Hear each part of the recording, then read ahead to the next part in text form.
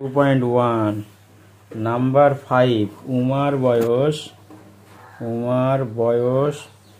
12 বছর 6 মাস।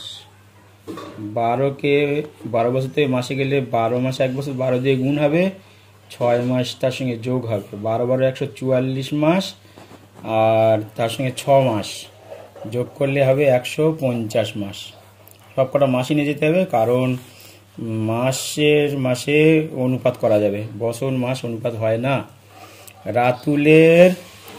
রাতুলের বয়স 12 বছর 4 মাস, এটাও মাসে নিয়ে যেতে হবে। 12 144 আর 4 144 আর 4 যোগ করলে 148 মাস।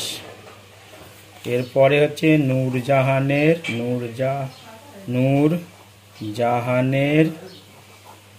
বয়স, এখানে আছে নূরজাহানের বয়স 12 বছর আছে। 12 বছর মানে 12 মাসে 1 বছর, তাহলে 12 দিয়ে গুণ হবে, মাসে চলে যাবে, তাহলে 12 144 মাস। এবার তিনজনের বয়স অনুপাত চাইছে, তাহলে